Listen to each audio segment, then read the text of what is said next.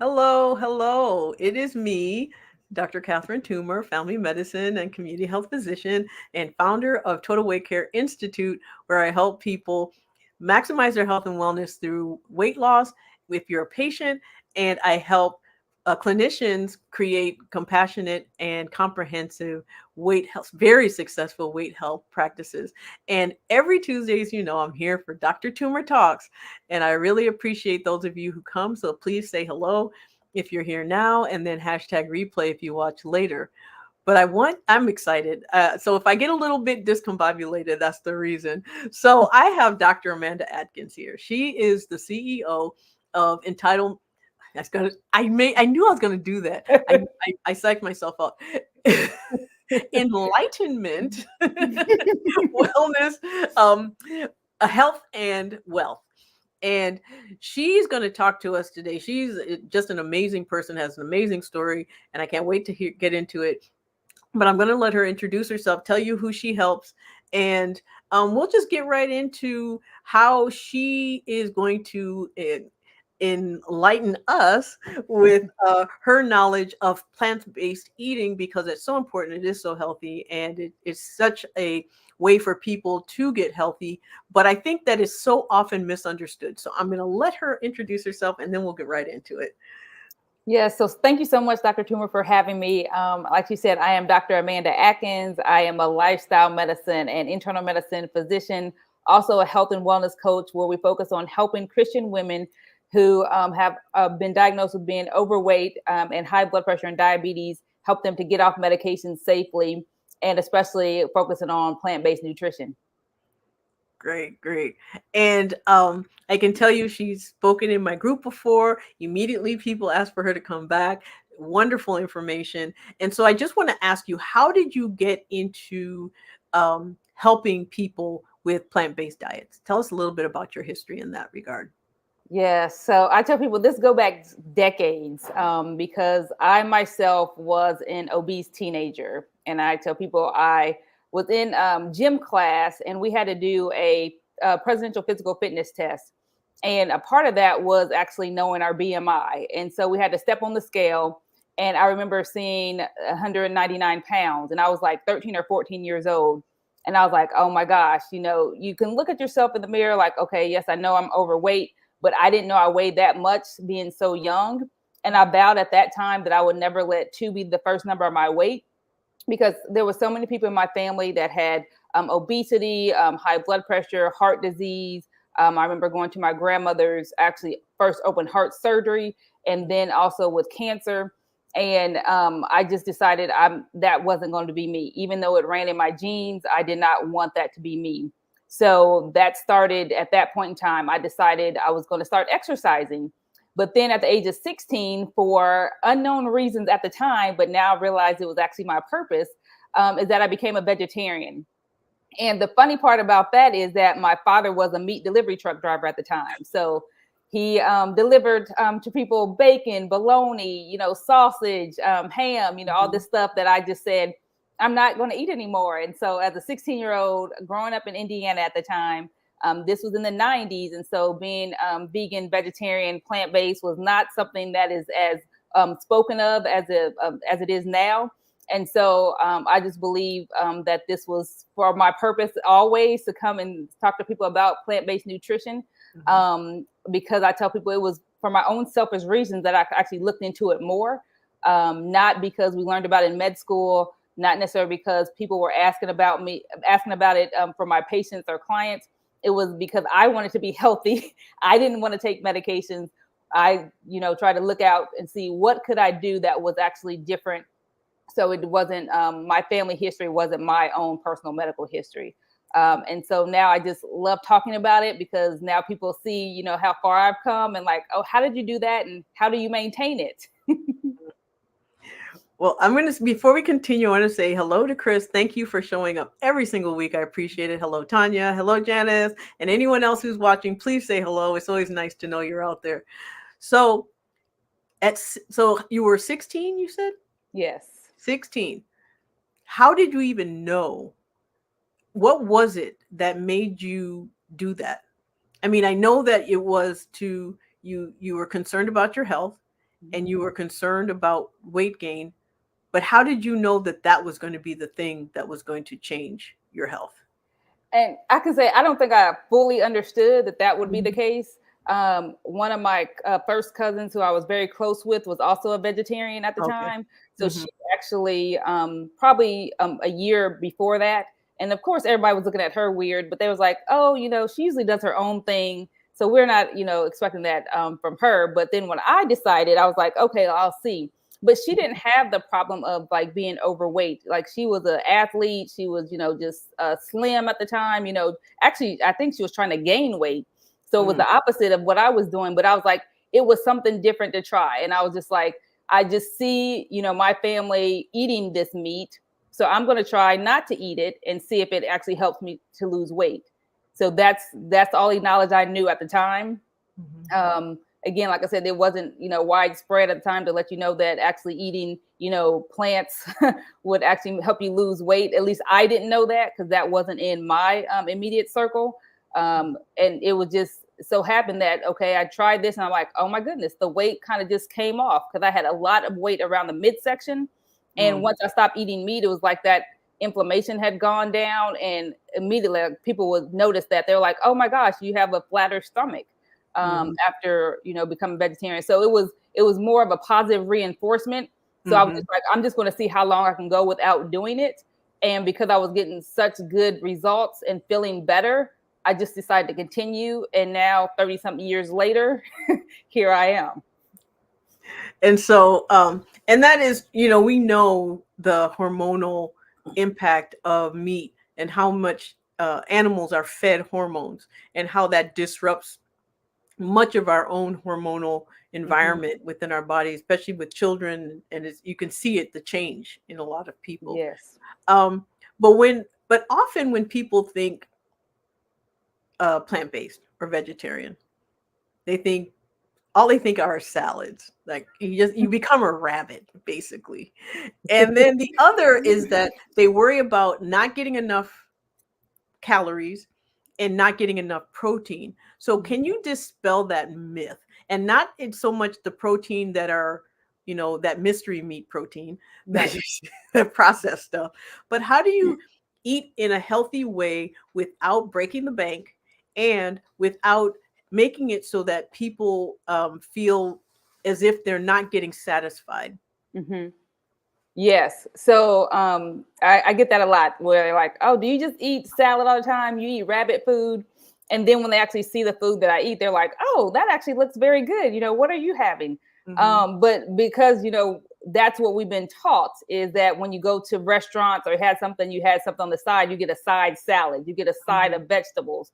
So that's why people think that that's all that, there is to eat when you actually say plant-based. But there's so many different foods and the categories out there. I'm like, if you think of the meat that you eat, it is a certain amount that you would have, or certain foods that people like to eat that's in the meat category. I hear people always like chicken and salmon or turkey, something like that. And so I was like, there's so many other vegetables and things out there that you can actually eat, and so many different ways to put them together. And the way to actually be satisfied when you eat is to not think of restriction, because most of the time when we think of we're trying to lose weight, we're thinking of restricting how much is actually on our plate. But if we actually look at more of the like leafy green vegetables and the non-starchy vegetables, Hmm. those you have to eat a lot, and it's still would be very little calories, but you have to actually be able to fill your stomach so Hmm. they actually feel full and feel satisfied. So if you eat 500 calories of like leafy greens, like peas, lentils, things like that, that would actually fill your stomach. Compared to if you eat like 500 calories of chicken, it's only going to fill like maybe a fourth of your stomach. So that's where people have to realize like it's a lot of food that you actually eat, and that's why they're always thinking like, how are you losing weight and eating that much food when they see your plate, because it takes that much to actually feel satisfied. Yes. And then also with the protein, is that you get a lot of protein in so many different types of vegetables, and you actually get protein in more like your like tempeh, tofu, lentils, peas, things like that that are really hearty, and there's a lot of protein in there. Nut butters, nuts. things of the such that you can get protein. And also that you don't need as much protein as you may think, as many percentage of your actual calorie intake. And I tell people it's just so amazing when I actually learned about, more plant-based nutrition from the scientific side. We actually look at the perfect food, like when the person is growing the most, and that's when they're an infant and they usually get breast milk. And that only 5 to 6% of the calories in breast milk is actually a protein. So if we think about a child that needs to grow, and that only 5 to 6% of their calories are coming from protein. As an adult, you don't really need, 30 to 50% of your calories coming from protein. You need more fiber. And fiber plus protein actually helps you to lose weight and feel satisfied. So that's why I love the combination of different plants and things that you can put together to feel satisfied and still lose weight. The other thing you asked about was expense, if you want me to mention that. Go ahead. You can go ahead. Yes, because you're usually where the expense comes in, because you're talking about those substitute plant-based meats. So it's those processed things that are actually more costly, that if you actually look at the cost and compare those, you'll be paying a lot. But if you get a bag of lentils, a bag of beans, rice, produce that you actually use that day, or frozen vegetables, it's actually very cheap compared to buying meat. When I see people that buy meat and the actual amount they spend, I'm like, oh my gosh, you spend that much? But I mean, it's just relative. So you just have to actually look at it and see what you're actually buying to actually know if it's expensive or not. Okay. And so often when I see people eating, they say, I'm not eating red meat. I'm gonna give up things. And of course, you have your pescatarians and you have your vegans and all the rest. But so often, what I see are people actually taking a relatively balanced diet with meat in it and then turning it into an imbalanced non-meat diet. So drinking, milk, which, milk is, has its benefits. But one of the things I always say, if you're going to drink milk, you want to drink milk from an animal that's smaller than a human. Because otherwise, I mean, when you We don't figure want to that, grow a cow. exactly, when you figure that, cow milk is supposed to take a 500-pound animal and turn it into a 2,000-pound animal, what does it do to us? Right, exactly. As opposed to goat milk or something else, but preferably, almond milk or oat milk are, also alternatives.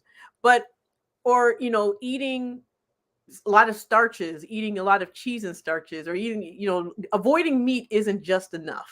It Right. has to be something else also. So can you explain some of the mistakes that people make when going a vegetarian or vegan and how to prevent those mistakes? Yes. So I'll use my own story because this is how I learned. So when I was 16, I tell people I was the junk food vegetarian. I didn't know what I was doing. So like I said, the first thing I would do is go to McDonald's and get a Big Mac with no meat. There's no nutrition in that at all, right? What am I eating? Bread and some their special sauce. Like Mhm. that's all that you have, right? Mhm. So you have to be, very careful. So I don't tell people initially just to try to avoid meat. What I tell them is to add in fruits and vegetables to every meal, because that's what we're missing when we are actually talking about transitioning for a healthier diet. Most of the time, like you said, they go from eating, I'll have like what they say, broccoli, chicken, and like carrots, or a salad or something like that, and then they take the meat away and add in something else, and forget that they need to just add in more fruits and vegetables. And that's where we actually get the health benefits. So to prevent that, add fruits and vegetables to every single meal, no matter what else you're eating.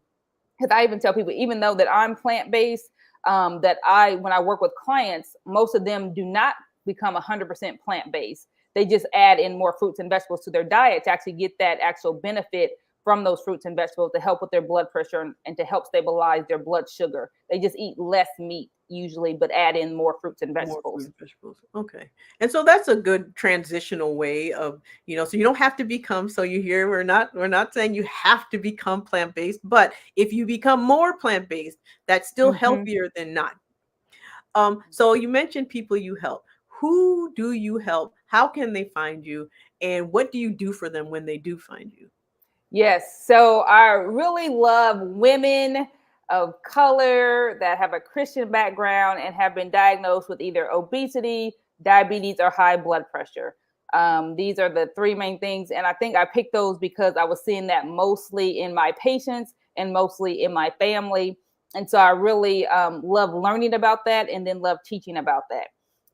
So they can find me on my website at dramandamd.com. And then they actually work with me usually one-on-one. I'm actually going to start back with my 5-day cleanse so people can actually learn about it, because sometimes people are very intimidated. But usually they work with me one-on-one, and we talk really through the different aspects of lifestyle medicine, which is not just nutrition, even though I focus mostly on that. But some people don't have just a problem with nutrition. They have a trouble with their stress. They have trouble with their sleep. They may have trouble with staying committed with exercise. And so we look at all those things too, because I have one client that was having struggled with blood pressure issues. And even though we got her to, I would say, probably like 80% plant-based, there was still a piece missing, and it was more of her stress. So we actually focused through that. And that's where I bring, especially in the Christian aspect, we really focus a lot on scriptures and meditation and how to offload that stress. So then that can also help with your overall health and wellness too. So that's why I like to focus with Christian women, because it's a deeper connection that I can make with them. Even though you don't have to be to work with me, but that's where I really see the success for people. And do you work virtually, or is this in person? Virtually, yes. So that way I can reach as many people as possible in their comfort of their own home. Okay. And before we go, I do want to say thank you to everyone. We had quite a nice turnout. I mean, you're very popular. And so for those of you, I'm just going to reiterate a few things, and you can tell me if I got it right. Okay. So eating plant-based is not as expensive as we think it is. You can really get a good nutritional meal from eating, beans and rice, and it doesn't have to be all fresh vegetables. It can be, frozen is the next best thing in a pinch. I always say even canned. Better to eat canned vegetables than to eat no vegetables. Exactly. And then that, the way to start is by adding more vegetables and fruit to each meal. You don't have to just jump right into vegetarianism or veganism. You can just do a little bit, and you can be mostly. It doesn't have to be everything. It's just mostly. So then the question becomes, how do you get your family on board? Because many of us are the ones who cook. And is there a way that you can, create or change your habits without having to drag everyone in kicking and screaming along with you? Exactly. Yes. And I tell people, you don't want to lecture to them. You want to lead by an example. So you can make the same meals and just, like I said, just add in more veggies on your plate. And people will start to become curious. If you do it long enough and you don't make a big announcement about it, people will notice. I didn't know people were noticing me until they start saying stuff years later. So if you just start doing that and changing that, and not say, oh, we got to get rid of all this, you can't have this anymore, because that's what I learned even now with my daughter that's 4 years old. When I try to say, no, you can't have that, that's when she wants it more. But then when she sees me eating certain things, she'll come, Mommy, I want that. I want those olives, that you were eating, or something like that she had today. So if you just lead by example, then they're likely going to follow. Even if they're not 100%, they will probably start to eat more fruits and vegetables just to be healthier overall. And when they see that actually you start to, lose weight and keep it off, or your blood pressure becomes better, you're less on medication, they're like, how did you do that? So curiosity will gain that glow. Your skin changes, your hair changes, your energy changes. Yes, energy is big. Even the sound of your voice changes, because it changes, because we have fat cells around our vocal cords. So as our weight changes, so does our voice. I know some people may not realize that, but well, thank you so much for joining. This was really informative. And again, if you want to find, it's dramandamd.com. You can find her. I got that right, correct? Yes, that is right. Okay, because I never trust myself. I always want to make sure. So, and you can find her. She helps. She's like women of color, primarily through Christian-based, plant-based and but she's not what's the word I'm looking for? Someone who's so strict that you have to go 100%. She'll help you. She'll guide you there, gently guide you there. Yes. So thank you all for coming. Thank you for listening. For those of you who are listening later, put in hashtag replay and please give some feedback. Let us know what you thought about the topic. So Thank good you, night. everybody. Bye-bye.